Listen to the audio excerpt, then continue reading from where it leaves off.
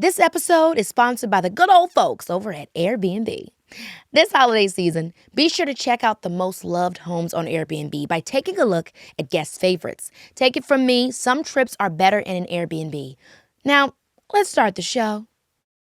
I always knew there was something going on in our family, and I didn't know what it was. Did it feel relieving then? Maybe yes. To a certain degree to be like, oh, my dad like that. Yes. Phew. That project was really an opportunity for me to step into my parents' shoes, into the fear that they had about telling me the truth of who I was. They were going to take this to their graves. Okay. They really were. I'm not mad at them for being able to hold a secret. I mean, my mother is a vault. You're an amazing storyteller, girl. I got chills. I got chills for the way that you're letting this unfold. Okay, Sharon, I'm excited to talk with you today. First of all, because I love talking to you. Aww. Secondly, we're going to be talking with Kerry Washington about her memoir that she just, that she came out with not too long ago and shared a lot of stuff. So I think the topic of the day is ultimately how to share things in your life while also maintaining your privacy. Yeah. And I know you and I talk about this a lot because you have no problem sharing.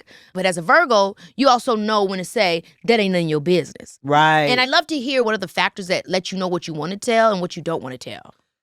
Yeah, well, I grew up in a home where my mother was very old school in regards to your personal life. And she would say things like, you don't never have to talk about your man or your money. You know? And so I grew up hearing that. And she was like, no one needs to know how much you make. And no one needs to know anything that's going on between you and your husband or your man or whatever, because they're not going to understand it.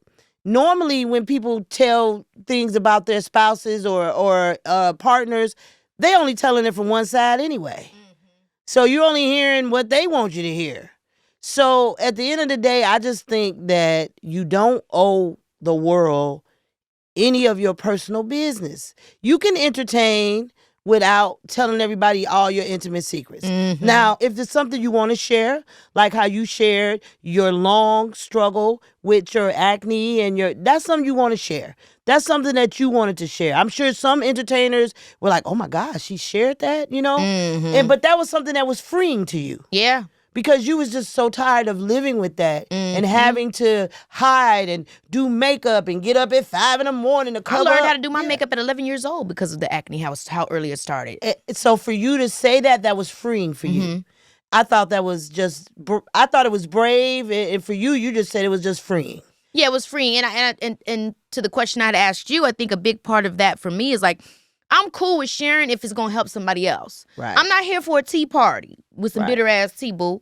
Like, I can't do that with you. Right. What I can do is I can share a little, we can sip a little something if it's going to be on that hotty-toddy vibe. Exactly. I want you to feel better. I want us to feel better and move on. Right. And so I think it's like, for me, if I'm going to share something personal, it's not only the reason why I'm sharing it, which is usually if it's a testimony, if it's something that somebody else can engage with personally, it's a message that I've learned, something that I think is impactful and I want to use myself as a case study, then maybe I'll share. Right. And then also, it's the way that I share. Right. You know what I mean? I think that's a big thing too. Like, I think about this all the time with platforms. What you might share on Twitter may not be what you share on Instagram. Absolutely. You know what I mean? Absolutely. What you share on YouTube and what you can do in a vlog, it's not something you're going to be able to do on a TikTok maybe. Right. You got to know what the agendas of these sites are. Like, Twitter is just very toxic right now.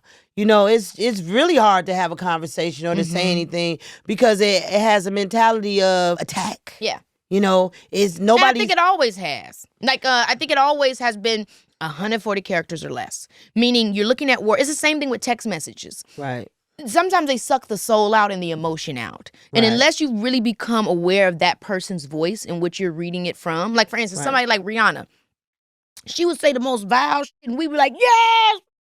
Because we become accustomed to her voice, and we knew the level of sarcasm and the level of, hey, leave me alone, I'm protecting myself, that came with that sassy remark. Absolutely. And so I think some people can break through with that on platforms like Twitter and say what they want to say, and it's taken in the format in which their voice and know their vibe. Right. And other times people are just reading things very plainly. Whereas on Instagram, you can actually see the person's vibe, their inflections. But then the funny thing about social media as well is wherever that ends up then makes it take another turn. Because if it ends up on people, it's like, she's so real. Right. If it ends up on Shade Room, let's drag the It like goes Yeah. from, so the perspective and where you choose to say something and where it lands. It's a strategy to it. It's That's a lot. for sure. Well, I just think, again, I'm from the school of thought of you don't owe people your personal business. And you are the person that deem what is personal. And let them talk about it and create stories or whatever. But the reality of it is you don't owe that. If you're uploading your whole life online for all the world to see, then that means you giving people permission to make comments and pot shots about you. I get that. And I know that some celebrities do that, but you're not a celebrity that does that.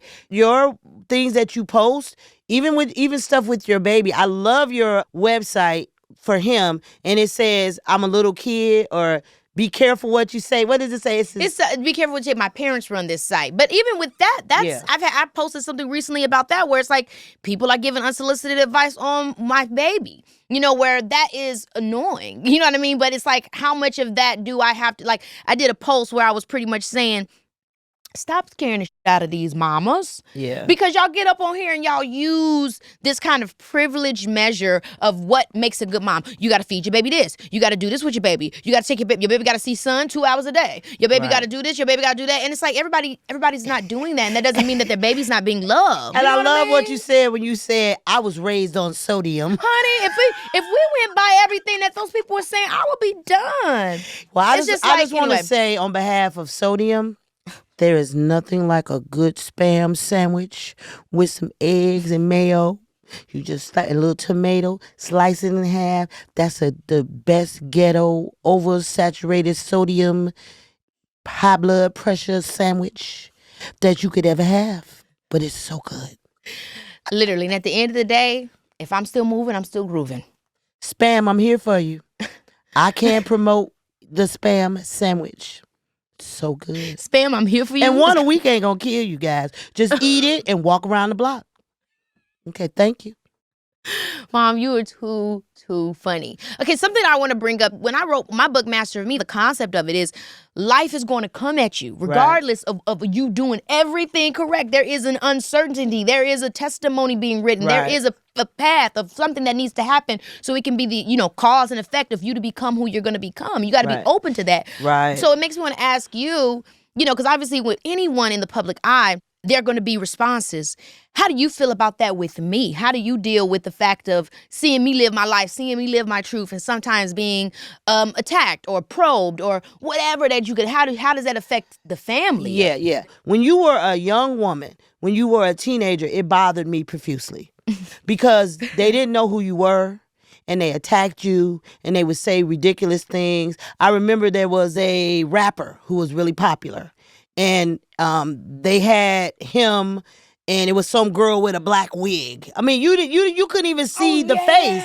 You couldn't even see the girl's face. You just saw a long black wig, and the famous rapper was laying on the bed, and the girl looked like she was giving him, fellatio. And they were like, "This is Keke Palmer." And I mean, I remember it trending on Twitter. Yeah. That pissed me off because it was like, if I she never even was knew doing that it, dude. first of all, she didn't know, but if she was doing it, why the y'all would think she would put herself in a position to be videotaped? I taught her better than that. Come on. But at the end of the day, that kind of stuff bothered me because it was kind of like people were excited to tear down little Keke Palmer. He never came out and said, guys, that's not Keke Palmer. In fact, he was silent. So then that let me know, okay, Mom, you need to get with it. That's how some of these rappers promote their music.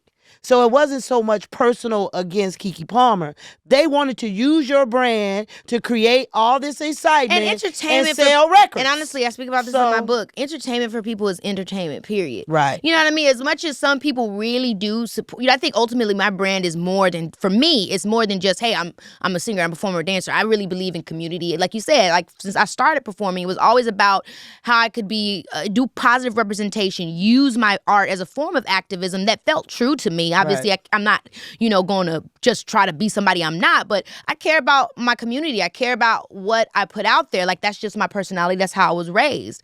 But at the end of the day, to the point that you're making, is like, people don't know me. They don't. That's right. They only know my work. And that's something that I had to, it could be dehumanizing as an entertainer. And I've spoken about this before, where, you kind of have to relinquish the idea that people really care. Yeah. You know what I mean? Like, maybe your work hits them at certain points in times. Maybe somebody does follow your career and feel what you're doing is saying. Right. But there's going to be a large portion that really just see you as just some kind of object. You know what I mean? And a lot of times it's really truly not personal to them. It's just something to talk about. It's something to, it's no emotions attached to it. So you can't attach emotions to it. And that's what I had to learn. So the old Sharon who was so angry about that post, the new Sharon would just smile and laugh at it. Because I understand but it's still what hurtful. It's all about. It's hurtful. And Meek Mills, I don't even, people, you say Meek Mills all the time, and I'm not even sure if it's Meek Mills. I think it's Meek Mill. Because you done always said Mills. Sharon adds an S. I will change. To everything. I will change your name. She done added S to everything to the point where I started thinking it's Meek Mills. It's just Meek Mill, Sharon. Anyway, so Meek Mill, they recently, started a rumor about him. And it's not even so much the context of the rumor. Whatever people want to do with their life, they can do with their life. But it's the fact that it's a rumor and it's not true. And that he said it's not true. And he said it countless times. And you know what I mean? That's why when you answer to it, that's what they do. You know what I mean? But Meek Mill, nobody is a perfect person. Right. But as far as what I done seen from Meek, he a cool guy to me. I met him a couple of times. He's been positive in the community, done a lot of work in Philadelphia, try to make sure he helps with prison reform. Absolutely. He's been pretty positive, and especially as somebody that's coming from the streets, he trying to do something positive with that. He never really did nothing to me that was really like negative. But that's how people is. When they pile on you, they expect everybody to pile on you. And he's spoken about that recently where it was interesting because Mike Rubin defended Meek Mill. He kind of did, I think, a conversation on Breakfast Club or something where he pretty much was talking about how that was wrong how the community did him. And there's something in the community where, there's always this kind of hating on one another. I guess kind of describing like crabs in a barrel type of vibe. And then other people, that are big in the community, journalists, I think Charlamagne the God and some other people said, hey, you don't have a right to speak on that. Okay. And so Mike Rubin came back and he apologized. But then Charlamagne was saying that this white man, Mike, is not qualified to speak on what's going on. Okay. Right. How the community treats and responds to each other, however, whatever. Our community business. Right. And Meek Mill then came the next day, and I'm paraphrasing, but he posted online something about like, it's valid. That was valid what Charlamagne and them, whoever has said. Yeah. But if Mike Rubin's not going to do it, who in the community is? I'm paraphrasing. That makes me sad to hear It made me sad too. Because it's like, damn, that is true. I do agree that in that fashion, maybe this person doesn't have a right to speak on it into this regard as somebody that is on the outside of the community. But what does that mean? What is the uplifting that happens within the community when somebody just, it's a joke, but only so long can it be a joke. What I want to say is, you really just have to be focused and true to yourself. And I don't know what it's like to be an entertainer and to be attacked and for your words to be twisted and for people to just be waiting for you to say something that they can twist. I don't know what that anxiety is like, but all I do know is if you speak from your heart and you just be a genuine person, it's going to all work out. It's going to all work out. It does give you a lot of anxiety, I think, especially if you're somebody that really, really cares about what it is you're putting out there. Like if you're, I think sometimes people are just like, I'm just an entertainer. I'm just here to make some money, boom, boom. And then some people are like, well, I would like to be a vessel for positivity. I would like to and I think if you're that kind of person, then it can be tough. But the reality is people are going to always hear what they want to hear. They're going to always be willing to twist your words, and you kind of just got to let go. You got to do your best and let go. And people are going to be jealous. People, they say hater or whatever. People are going to be jealous. People want what celebrities have. They want it. They don't want having to get up at 4 and 5 in the morning, but they want the things that they see in Instagram and all those makes it look like the celebrity life is so fun and so simple. Yeah. And also life is just crazy sometimes. It really, really is. Okay, let's get into this with Kerry, Mom. You're always amazing. Yeah, but you keep doing you and what anybody got to say. Haters, jealousy, whatever you want to call them. Keep doing you, trusting in God. That's what I got to say. Thanks, Mom.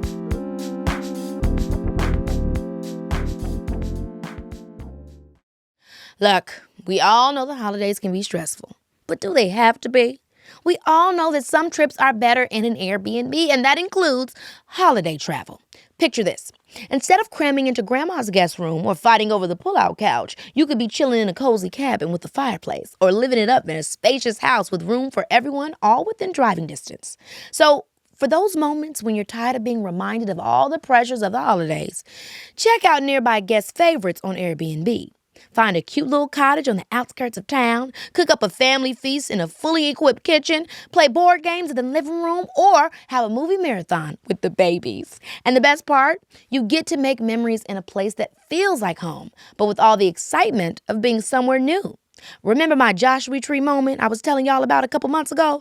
I'm trying to tell y'all, Airbnb's got you covered for those local getaways that feel like a world away.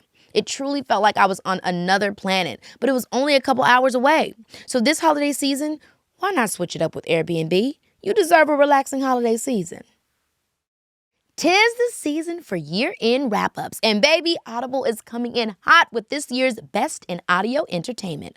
Audible's Best of 2024 picks are here, bringing you the year's top audiobooks, podcasts, and originals across all your favorite genres, from memoirs and sci-fi to mysteries and thrillers, romance and well-being to fiction. Audible's carefully curated list is the perfect way to experience 2024's finest audio offerings. You can dive into a star-studded production of George Orwell's 1984, putting a whole new spin on this grade school classic with cutting-edge sound effects and bold dramatic choices. For those who like to indulge in romance, there's Emily Henry's Funny Story, or for those looking to tap into the strength of the American spirit, you can listen to Supreme Court Justice Ketanji Brown Jackson's memoir, Lovely One. And for my fiction fans, y'all can immerse yourself in a captivating fiction such as The Woman by Kristen Hanna or Percival Everett's brilliantly subversive James. This holiday season gives yourself the gift of imagination. With Audible, there's more to imagine when you listen. Discover all the year's best waiting for you at audible.com/bestoftheyear. Baby, this is Keke. Guys, do not get me started on how thrilled I am to have our guest here today. Okay, she's an absolute powerhouse of the silver screen and the small screen. She starred in Academy Award-winning movies like The Last King of Scotland, Emmy-winning award TV shows, shout out to Scandal, and my favorite, Don't Just Be Here to Just Be Here. Turn around and open up your pretty brown eyes. Y'all know Save the Last Dance, okay? She recently released her memoir called Thicker Than Water. I am so pleased to welcome to the show an absolute icon, Kerry Washington. Oh my God, what an intro. You know how long, I've watched Save the Last Dance back to back to back to back, girl. Your character Chanel. That's when I first met you. I love that character. Doing that movie changed my life. She was like, I felt such a responsibility with that character because she was a teen mom. Yep. And coming from the Bronx, I knew that I wanted that role because I wanted her to be a real human being. I wanted people to see her and to love her and to not see her as like a statistic, right? Yes. To see her as a real human being, as like one of the girls I grew up with. So I poured my heart and soul into that role, into that movie. You did that in that scene. Open up your pretty brown eyes and don't just be here to just be here. That accent, that vibe. You was in Chicago, but it was like, is she from New York? Yeah. Girl, I was giving you New York. It ate down. But I think you've always continued to do roles like that made us think, that made people feel real. Definitely not a statistic and something that we could hold on to. Yeah. Just recently, you've just finished filming season 2 of UnPrisoned on Hulu. Yes. How was that? How was working with Delroy Lindo? So working with Delroy, that was a dream come true for me. I remember being in high school and I went to see the autobiography of Malcolm X. And he plays this character with Cindy and Archie who does this thing. It's like he changed my idea of what was possible as an actor because he plays him at the height of his life and then at the lowest point in his life. And it's such a beautiful arc. It really inspired me. So when I read this script and we were trying to think of like, who would be the right guy to play my dad? And the show is about a father-daughter and a son, like a grandfather-daughter-son. And he's been in and out of prison my whole life. And when he gets out of prison, he comes to live with me. And it's kind of how we figure out how to coexist in a lifetime of being separated by these systems. And I love it because the show is a lot about what it is to be somebody who's a returning citizen in society, but also what it means to love somebody who's been caught up in these systems and how it impacts families. So I knew that the guy who played my dad had to be somebody who was like elegant, who had major swag, who you could believe was both a career criminal, but also somebody that you love and trust and, you know, is the life of the party. And that's Delroy. So when he said yes, I felt so honored. And I love working with him because every single day he makes me better. You know those people, I feel like you're like this, where you have one gear and it's excellence. Like you don't phone it in, right? Like when you show up to something. Sometimes I wish I could, but no, I don't. But you don't, because you're so passionate. And Delroy's like that. When he comes to set, there's only 100. He's never going to give you 50. He's never going to give you 75 because he won't go to bed at night if he does. And so that makes everybody around him better. I love that. I feel like you always are doing stuff that allows for these nuanced conversations with family. Even with little fires everywhere. I mean, I ate that up like that. It was so good, the relationship dealing with race, the neighborhood, your daughter. I mean, how was that experience filming that project? And I'm so mad that I didn't get more of it. Oh, we decided just to end it on the first season because it was limited and it was based on a beautiful novel, which if you haven't read it, you should read it. It's gorgeous, Little Fires. Yeah, I loved working on that project because, you know, people always ask me if I'm drawn to political work. Yeah. And I feel like, yes, I feel like because I center Black women in my work, because I am a Black woman, because I'm interested in telling nuanced stories about who we are and what we go through and how we feel, how we think, that is sort of a political act. So for me, being able to tell stories about Black women where we matter, where you see us, where you can't walk by us, you can't think of us as a statistic. You can't just know that all these Black men are in prison and not feel for their daughters and feel for their grandchildren and feel for how these systems impact generations. That to me is the point, is to make people stop and think. Either, you know, I love when people come up to me when they see something like Little Fires or UnPrisoned and they say like, wow, I really saw myself in a way that I've never seen myself before. Or when people come up and say, I've never thought about it that way. Yeah. I feel like you gave me a window into a world that I didn't know existed or didn't care about before. So to me, that's the magic of what we do, is we make people feel seen and we make people see things that they normally wouldn't take the time to see. And Black women fall into that category. Not everybody wants to see us, but in our work, you have to deal with Black women. And like you were saying, even with Say the Last Dance and that Chanel character, not seeing it just on the surface, actually humanizing the stories, seeing that, that we, like everybody else, we want to be loved. We want to be accepted. We want to belong. We want to love and be loved. You know, that's our humanity. Speaking of the magic of just storytelling and what it lends to the audience, I often find it lends a lot to me and points to where I am in my life. And so I don't know when you wrote your book, Thicker Than Water, but I'm wondering if there was any collide between the topics that you were working on and what you were putting into your book and what you wanted to share ultimately. It's so funny because I talk about that in the book, about how I feel like every character I play teaches me something, right? They come into my life like a wise sage, and they say, like, Kerry, you got to work through this issue. I need you to work through these ideas and themes. So you're going to step into this character, but when you leave, you're going to know yourself more. And that is the greatest gift of what we do in many ways, right? So for me, it was crazy. In Little Fires, you know, so when Reese Witherspoon sent me the novel Little Fires Everywhere, I read it. I couldn't put it down. I always say to her, like, you made me a bad mom that weekend because my kids were knocking on the bathroom door and I was like, I can't talk. But I didn't know then what I learned later, which is what I really write about in my memoir, which is that my dad is not my biological father.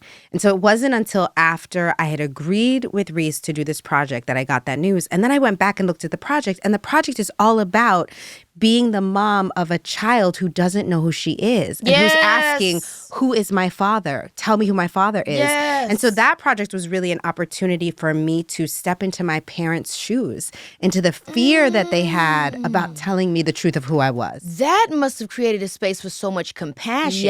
Because I imagine when you first hear something like that, you'd be pissed off. I was like, you know what I mean? Like, there was a part of me that was like, I understood why you didn't tell me for the first 20 years, but I'm in a grown-ass woman for 20 years. So at what point were you going to tell me? I was struggling with some of that. And when I took on this character and I had this young woman, the brilliant Lexi Underwood. Shout out to Lexi. Right? I love She's her. amazing. Such a sweet young so woman. amazing. And we would do these scenes where she would say, tell me, why can't you tell me? And I would have to really, really step into my parents' greatest fears.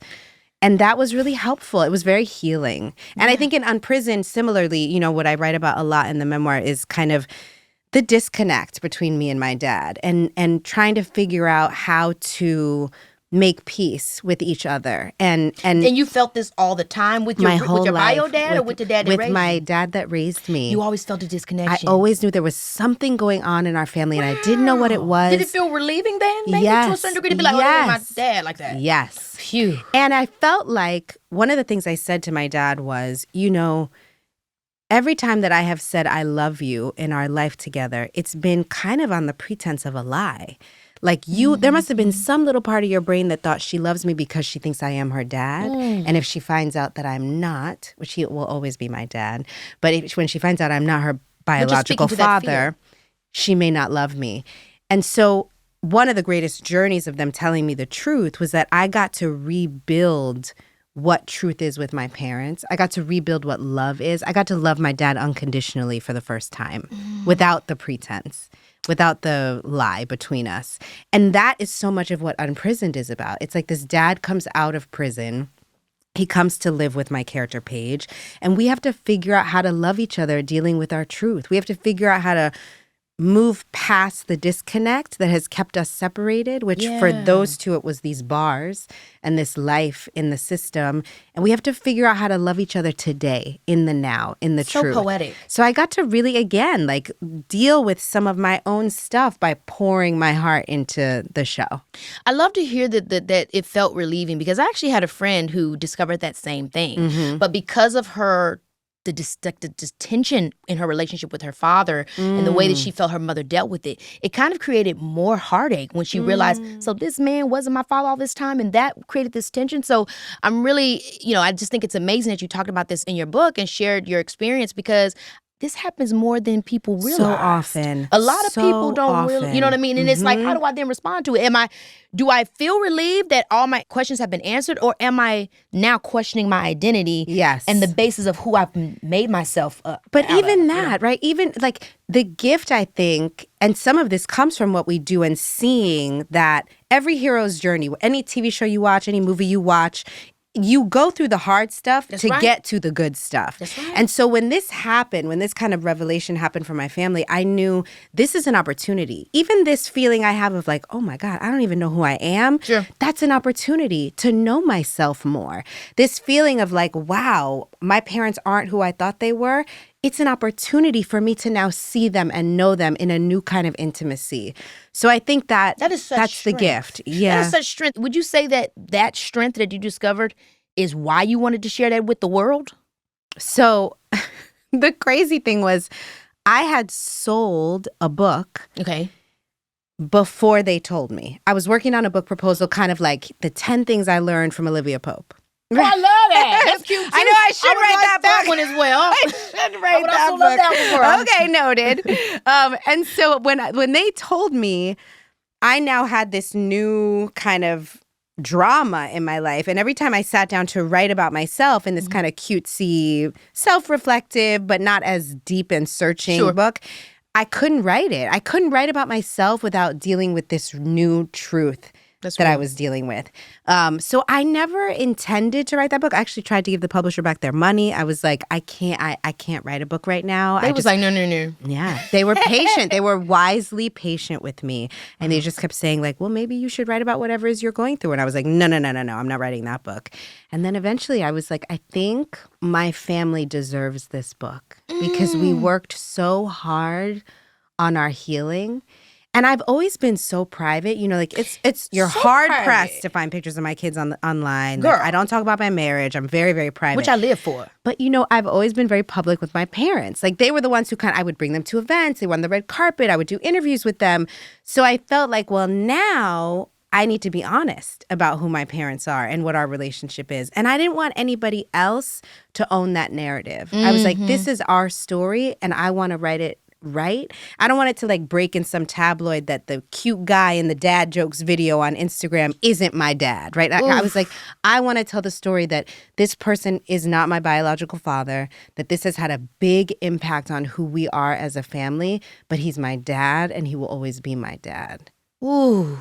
Yeah, I mean, I think that's big for us in our industry because we're always kind of especially with social media, we're always at this window where people are going to either pull up something we said, try to dig into something that's private. And I think, you've always been really amazing at having private life. Yeah. But still, we feel like we can touch you. And I think even still with sharing this big thing, I still feel that like, this is what I'm letting you know. Yes. This is how I'm dealing with it. And that's it. Yeah. You know what I mean?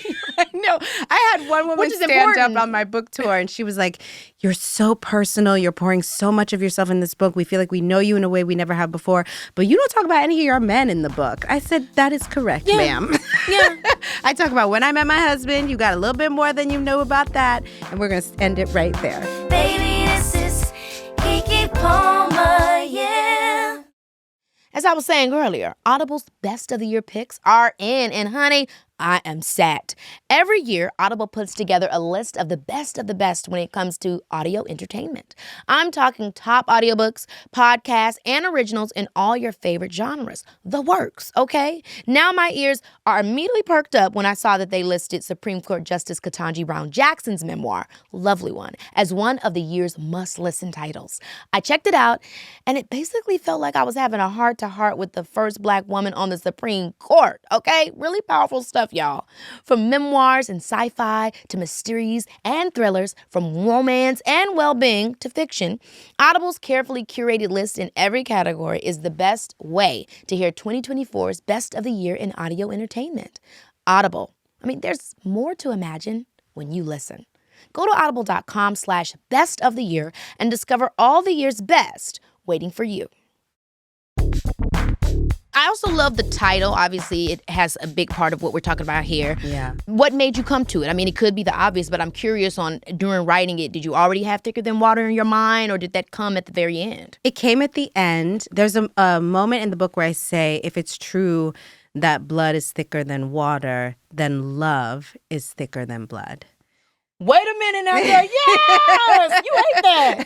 So that was what. But then it's so funny. I was talking to Trevor Noah, and Love him. Thank you. And he's one of the first people who read my memoir because I love his memoir so much, and he's a dear friend. And he said to me, in the Bible, actually, we misunderstand that verse, thicker than water, because what it really is that the blood of the covenant, when we sign an agreement, when we get into contract with somebody, that is thicker than the water of the womb. So really, we've been saying it wrong all this time. We always are doing that. Right? That the Bible actually says our relationships are more important than our family relationships, than what we're born to. Oh my God. So I really felt like this is so right, that my dad, it doesn't matter if I don't have my dad's blood coursing through my veins. He's my family. I love that. And I think that's so true. Like, it really is true. At the end of the day, those are the relationships that I don't want to say choose, but to a certain extent, we choose. Because just because somebody is your brother, your sister, your uncle, it don't mean that y'all tight. It don't mean that y'all have that relationship. That doesn't mean that love is there. Don't you also feel like there's a thing I say to my kids at night that I talk about in the book, and I know you will relate to this as a mom. I say to them, thank you for choosing me. Yes. Right? Because I feel like also these kids come into our lives and we get the opportunity to be better for them. That's right. To be able to service who they're becoming. That's right. And that's also something that I feel like we're really dealing with in Unprisoned, this idea of you get born to or you come into the families that are the places where you're going to find the most healing. Yeah. If you have the courage to step into that healing, then you have the opportunity to grow. That's a big part of why I hate when people center themselves in parent and child relationships. Obviously, we all have a community, but my big thing is at the end of the day, it doesn't matter if you think that should have been the kid's mom or that should have been the kid's dad. God said. That's right. You know what I mean? That's right. So as a parent, that's also something that's been really big for me that I've started to realize that, just being a parent and existing in that and what that feels like, the guilt, the wanting to be enough, the trying to make sure that you are enough, what that means to you, and then dealing with all of the headlines in the magazines, and this is what you need to be, and this is what you do. When the reality is, my baby chose me. That's right. God chose me for my baby. That's right. Whether it's blood, whether it's marriage, however you find each other. That's my baby. And I'm enough. I think it's such a big thing that, that motherhood or fatherhood or parenthood can really teach you if you let it and decide to choose yourself. Yeah. Which is what we were talking about earlier. Yes. How kids make you choose yourself. That's right. That's right. It's so fun to watch because Delroy's character, one thing that I need to tell you about UnPrisoned that is so special for me is that even though we're dealing with all these hard issues, it's a comedy. And that is like, first of all, I love doing comedy. Like I always say, my favorite weeks of my life are my honeymoon and hosting SNL. Like I love comedy. And you also are so hilarious because you know how to play real to it. That's the thing, right? Because the truth is funny. Like when you go home and you're with your family is funny because they're crazy. Yeah. And so we're dealing with those truths on the show. And I love watching Delroy's character learn that he's enough, that even though he's been in and out of the system, in and out of prison, that he's her perfect dad because they're both having an opportunity to grow and heal today. Yeah. I know we were speaking about it before, just the paradox of writing a memoir, but remaining privacy, but also sharing. Yeah. And so I'm curious of how would you, maybe even advice to someone or your experience, how do you balance sharing a compelling truth while also remaining your privacy? What was the delineating factor that allowed you to feel safe and secure in doing that? Yeah. But then also having people know, like that, because boundaries are important. Yeah. Yeah, I think for me, it was really about authenticity. Like, I never want to walk in the world feeling like I'm telling a lie. And I think part of that is because looking back now, getting this truth, I think I was being lied to from the moment I walked on this planet. And so I'm sensitive to it. When I feel like people aren't being honest with me, it's a real trigger. I get very activated. And I don't like to feel like I'm walking in dishonesty.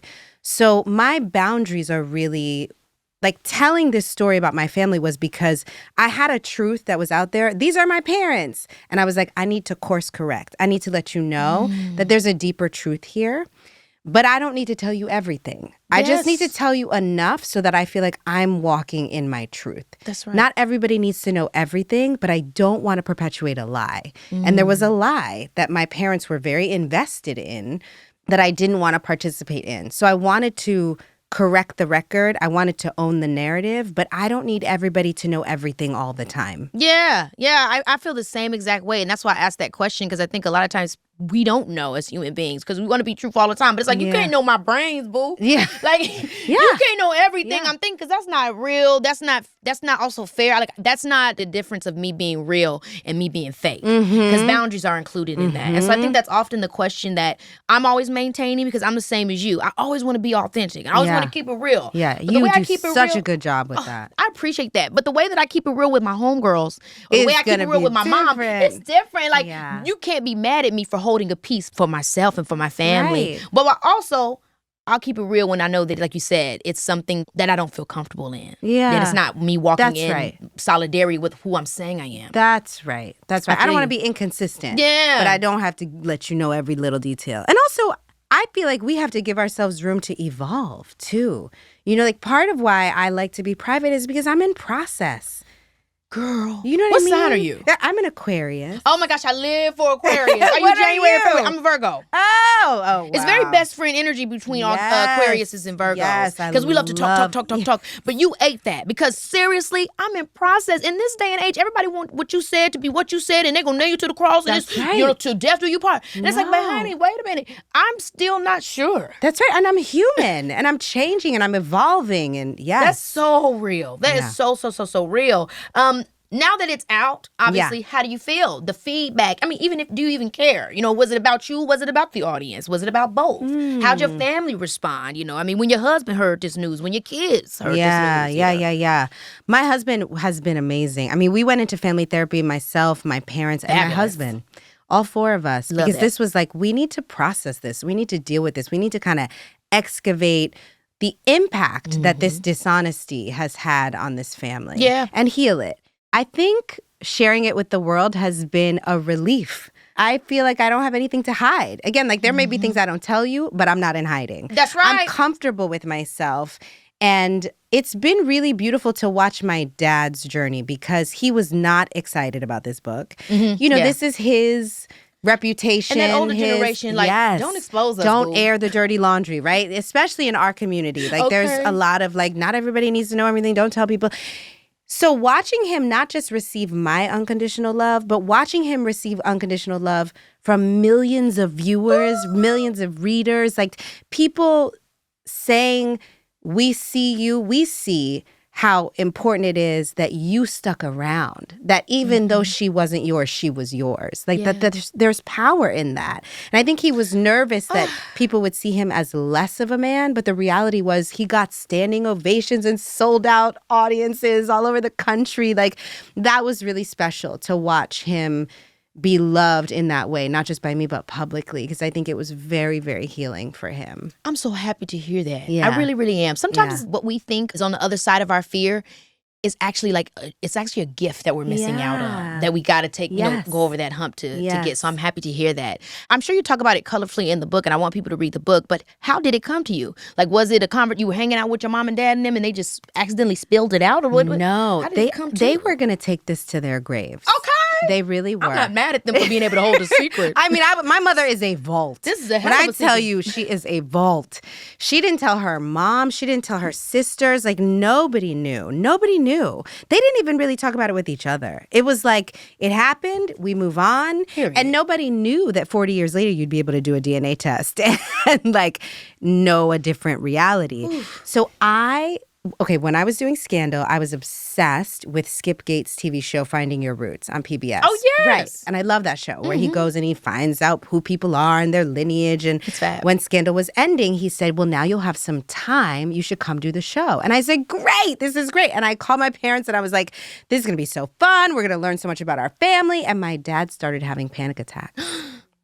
And I was like, what's going on? And so actually, Skip Gates knew before I did, because I was like, well, you guys maybe call him whatever it is you're worried about. Like, I don't know if you think some like great-great-grandparent was a pimp. Like, I don't know what it is that you're so worried about. Like, who cares? I'm howling at the pimp. You know, like, what is the shameful thing that's going to be revealed? Who cares? So I said, you guys call Skip and talk it through with him. Maybe he'll be able to make you feel better. You're of a similar generation. And so they got on the phone with him, and my mom was like, so Professor Gates, let's say hypothetically that Kerry may have been conceived with a sperm donor. Would that come up on the show? And he was like, 100%. And so they were like, okay, thank you very much. We're not doing the show. So he then called them back and was like, thank God. He said, I really think you should tell her. He said, because I've been doing this work for so long. And in my experience, one of the most painful things that happens, because the truth always comes out, is that when the truth comes out, if somebody is no longer here, if somebody has passed, then there's no opportunity for healing. And so they very courageously did the thing that they were most terrified to do. You're an amazing storyteller, girl. I got chills. I got chills for the way that you're letting this unfold. This You is have to powerful read it. You stuff. have Yes, to read it. seriously, You have this to is read it. powerful stuff. Yeah, it was really special. And did you end up still doing the show? No, You I just kinda didn't was do like, the yeah. show because you know how TV works. It happens fast. And I thought if we do the show, the narrative becomes Skip's narrative to tell. Okay. And I need to tell this story for my family. But I did work with his team, and I've been working with his team to locate my sperm donor because, so, you know, hopefully I'll have more information there. That is so exciting. Yeah, I'm here for it part is. 2 of Keke and Water. know, Okay. I And that know. also sounds like a TV show. Y'all know she could produce something real quick. So who's going to be the baby Kerry? Well, let's talk about one of the most influential shows of our millennium, which is obviously Scandal. Yes. I mean, I'm really excited to talk about this with you because what was it like getting into the mind of Olivia Pope and creating a character this iconic? Obviously, no one, gets on a project and thinks to themselves, this is going to be the that's most what iconic character. I had no idea she would be iconic. I just hoped like somebody would tune in to watch her. Yeah. Looking back, I just feel so grateful for her. You know, she really changed my life. She changed a lot of people's lives. Yeah. But she really provided me an opportunity to build out my life and my career in ways that I had only imagined. Yeah, you know? and it changed TV. Yeah. And specifically, like you were saying at the beginning, just the viewpoint of Black women, Yes. right? I think you've done a really good job with your characters where even if you play a pregnant teen or someone that is sleeping with the president, you have a way of making...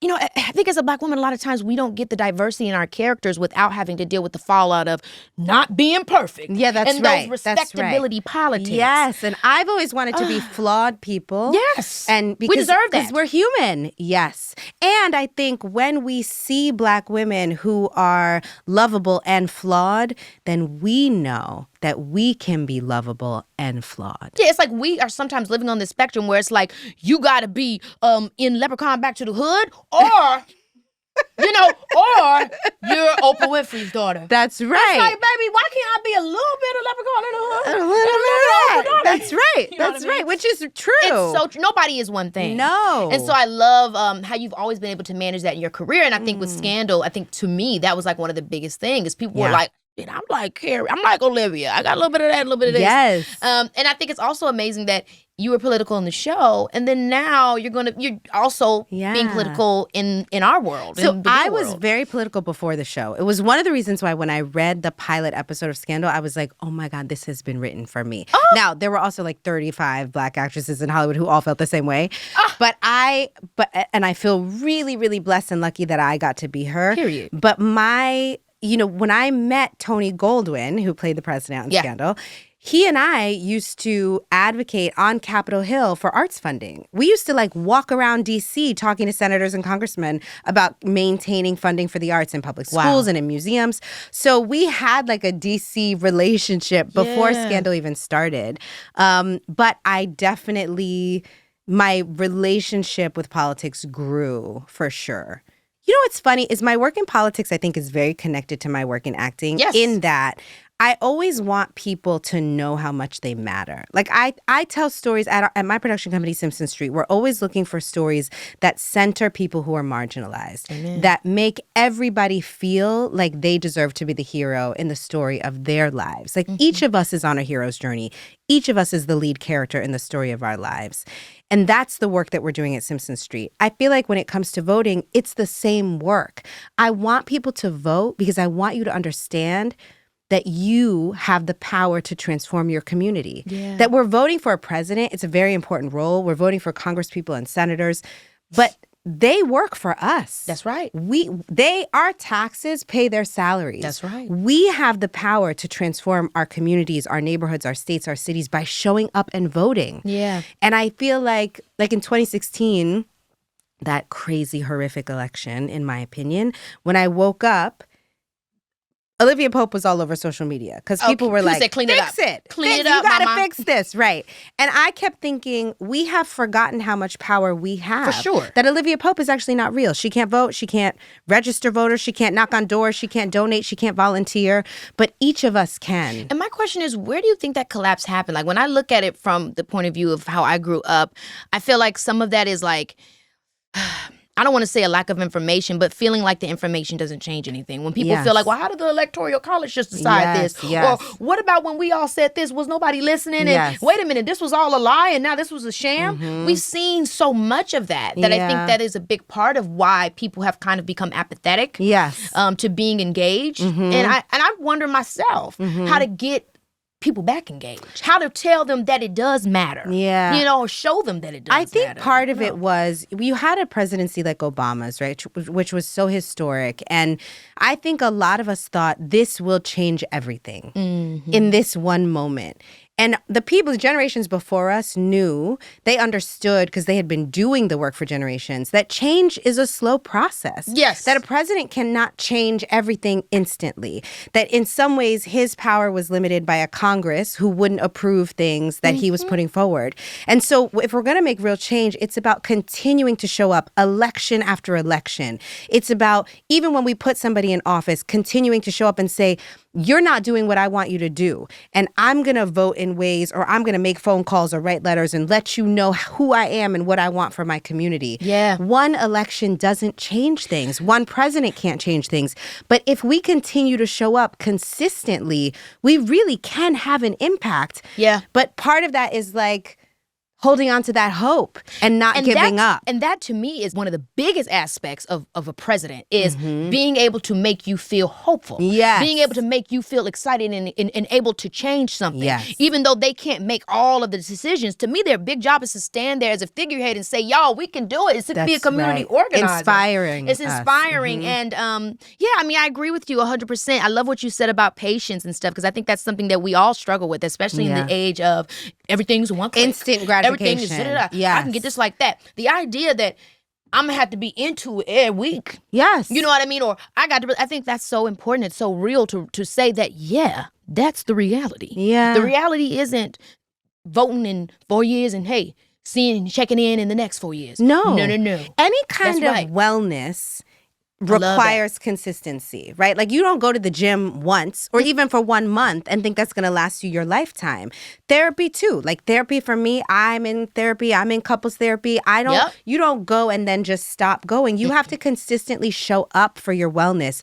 And voting is how we show up for our political wellness, for the wellness of our community. And our democracy. Yes. You know, our Well, there's ability that. to be able to have change happen. But when you've pointed this out, it just makes me think about, like, again, with all our individual lives, like we're always, what is our level of discipline? And how's that then applied to our democracy? You know, because if you don't have that discipline in your home you, as a person, then yeah, maybe you aren't thinking about showing up in this way. You know, so the concept of showing up for yourself and also showing up for your community being totally aligned is a really big key. You know what else is? I think we have an unfortunate culture of hero worship where we think if we vote for this one president, they're going to fix everything.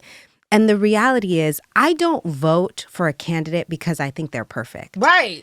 I don't vote for a candidate because I'm in love with them. No. I vote for a candidate because I love myself and my community. And I want to vote for the people who have my best interests at heart. So there's nobody who's going to come along in an election who's going to be perfect. Kamala Harris may say something that you don't agree with. She may not have your back on every single issue. I mean, I think she has your back on a lot of issues, but she may not. But you're just talking about may the not system like at large. her. The system, even Yes. working in the system, Yes. period. Even just Democrat, Republican, just Yes. that whole gag. But you Some have people to don't wanna love deal with that. yourself enough to know, like, who is the candidate who's thinking about my pocketbook? Who is the candidate who's thinking about my liberty and freedom? Who is the candidate who believes that I have the right to make decisions that I want to make about my own body? That align with my ethics, and my integrity. Who's the candidate who's going to protect my parents' Social Security, my kids' education, this environment? Like, who is for the things that I'm for? It's not about them being perfect, but do they support the things that I care about? Everything you're saying is so true and so important because I think we are in this thing where it's like, the establishment done,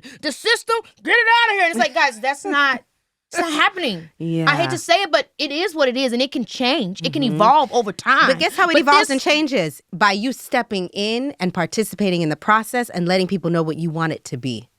That's how it changes. That's right. By sitting, it's like, you think about kids. I think about, like, my son's is going into second grade. Like kindergarten kids, first grade kids, when they don't like the game, they walk away from the game. Right. That's what children do. Ooh. If you don't like the game of democracy, if you don't like how power is being wielded in this country, don't step out the game. Step into the game. Let's go. Vote, participate, Now, contribute. when are you running? Because no, what you're saying is facts, and I hate that because the truth is that it is a game. Yes. There's a game being played. Yeah, It's yeah. called life. That's right. And this attitude of, I can't do it, and hey, it's lazy. That's what it is. Yeah. I hate to say it, but that's what it gives. It's giving up your power. I like can't again, do I it. said to you, you pay their salary anyway. Every time you pay your taxes, you pay their salary. So boss up. Don't let people work for you but not work for you. Make sure that they're working for you since you're paying them. And I feel like, it's funny. I want people to know that you have the capacity to transform the things you don't like. Yeah. But only if you show up. That's right. You have to show up. I love that. It's so true. And I think it's great what you're doing, and any one of us that use our platform to try and inspire and empower each other to engage in that way again, because it is weird, difficult times, and I think it's always been. Yeah. But I feel like even more than now. Yeah. And all we can do is try to encourage one another to feel excited again, Yeah. to feel connected again. That's right. So, I mean, even that to me is more than enough. Yeah.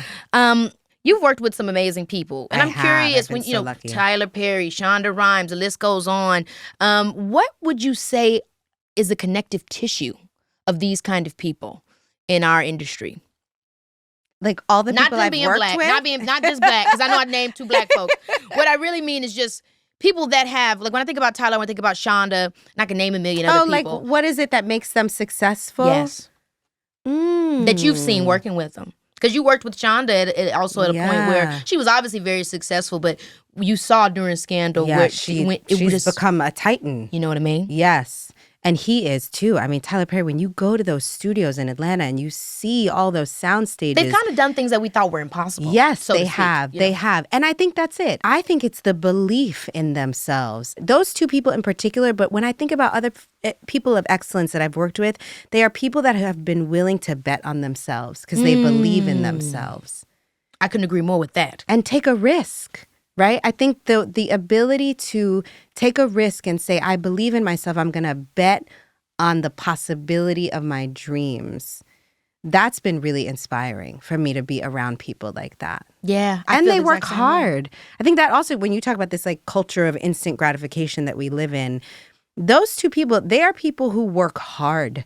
They put in the hours. They don't expect things to come easily. They're dedicated. That's right. I couldn't agree more. Okay, well, let's get into a game. Okay. Because I really could talk to you all day. You're so much fun. Same. You are really so much fun. Okay, so we always play a game at the end of the show with a guest. This one is called Virgo or Aquarius, okay? In case you didn't know, I'm a Virgo. We're very desirable. And of course, you're an Aquarius, which I am obsessed with. We are crazy. Crazy and amazing. And so I want to ask you a couple of different names, and you're going to guess if they're a Virgo or an Aquarius. And then give me a brief description as to why you think they're that sign. It sound good? Okay. Okay. Zendaya. Zendaya's got to be a Virgo. Okay, why? Because Virgos are so elegant. Like Aquarians we're like wild children, and Virgos are perfectionist. Keep going. They are oriented toward beauty in a way that is singular. Ooh, well, you are right. Yes, She is a Virgo, just honey. look at her. Look at her. Then you know she's Zendaya's sister. Okay, Oprah. Oprah's an Aquarius. Down. You already know. Now tell me, how do you know? Do you always know this? Okay. I already know. Because I know her, and she is. So one of the qualities of an Aquarius that, like, Oprah is quintessential, Alicia Keys is quintessential. She might be in here. Quintessential Aquarian. They're humanitarian. That's true. Aquarians want to heal the world. It's so and true. so when we get a little bit of success, we're like, how can I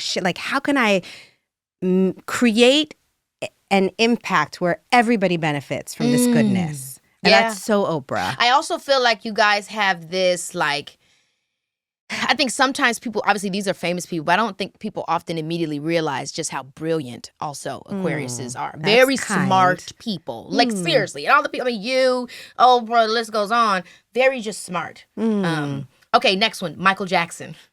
Oh, I would say Virgo, right? Hey, yes! The precision with the moves. Precision. Michael didn't play. Yes, there's no. It's just too good. It's to every note, like I think about Michael in the studio. Like I know every single sound was hyper aware. Even the beats with the all of that. What is all that, of that. Michael? That's an Aquarians. We're too in the clouds to be that. Okay, Christian Bale. Oh.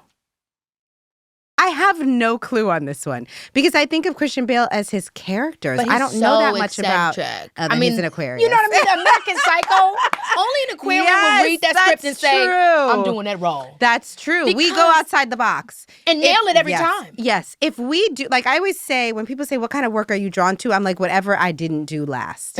I'm always wanting to change it up. Yeah, I love Christian Bale. Yeah. Idris Elba. I'm going to go Virgo. Ooh, is that true? That's true. Ah, so good. Again, I think it's that dedication. Like Aquarians, we like to do 100 different things. And Idris does like 3 or 4 things really, really, really, really well. Yeah. Yeah. You don't spread yourselves too thin. If we're going to take it on our plate, we got to be real good with it. You know, because we just don't want to fall short. That's right. We're too spooked. Keanu Reeves. Is he an Aquarius? Is he a Virgo? He's a Virgo. You know, it's so Tell funny me. because he could totally be. He could, an right? Aquarius. Because he's such a like, the world is good. He's got that like idealistic thing that Aquarians have. I worked with him recently, and this is when I knew that he was a Virgo to the T. Okay, tell me. Because we're doing this movie. It's me, him, and Aziz Ansari, and fun. it was so much fun. Oh my God, Such a what a fun group. cast. And so I see Keanu in the corner, and he's like, "Yes, I think I should. Yes, I think I should. Yes, I think I should. Yes, I think I should." Like over and over. Every over. detail. Child. And then Every the director nuance. said, "Action," which was Aziz, and he's like, "Yes, I think I should."